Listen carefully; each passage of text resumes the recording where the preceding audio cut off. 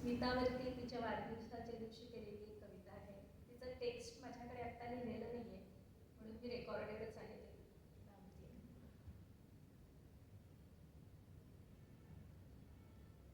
सखीला भरी ती साहित्यात रमे, ती शाळेमध्ये गुंते, आजी आजोबा क्लबामध्ये ती जाणी रंगुनी, ती उत्तम संपादिका, ह्रस्व दीर्घाची शिक्षिका, अभिजात मराठीची ती असे प्रेमिका, ती गृहकृत्य दक्ष पण सखयातही लक्ष, गुणग्राहकता तिचे ठाई नंदे सर्ष, हासरी प्रेमळा अंतरात तिच्या चारुता, उत्साहाची राणी अशी ती एकची एक स्मिता.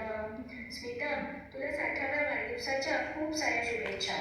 तुझ्या आयुष्यात सुखाच्या सहस्र राशी अखंड नांदू देत हीच ईश्वरचरणी प्रार्थना. जीवेत शरदः शतम्.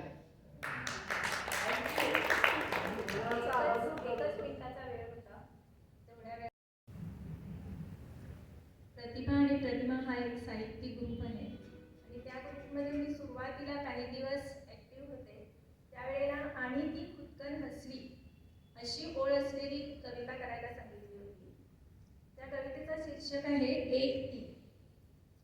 लेकासवे त्याच्या अभ्यासात रमली, गणित विज्ञान इंग्रजी तिने प्रगती केली, विद्यायनाचा पवित्र वसा चालवू लागली, तेव्हा ती स्वतःशीच खुदकन हसली. संगीताची तिला भारी आवड, शिकण्यासाठी केली फारच धडपड, हळूहळू सुरांशी मैत्री झाली, पेटीवर बोटं तिची झरझर फिरू लागली, मुरडून स्वतःशीच ती खुदकन हसली. संस्कृत शिकण्याचा तिचा आगळा वेगळा नाद, शिकायच्या प्रयत्नांना तिच्या मिळेना दाद, आयुष्याच्या एका टप्प्यावर संधी मिळाली, संस्कृत शिकण्याची तिची हौस पूर्ण झाली आणि आनंदाने स्वतःशीच ती खुदकन हसली.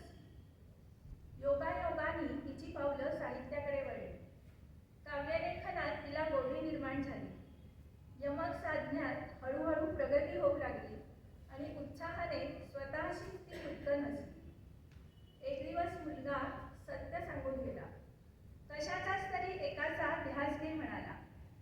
मुलाच्या शहाण्या विचाराने हरखूर केली, मनापासून स्वतःशीच ती खुदकन हसली. सर्वच गोष्टींवर तिचा जीव खूप जडलेला, काय करावं काय सोडावं कळेना तिच्या मनाला.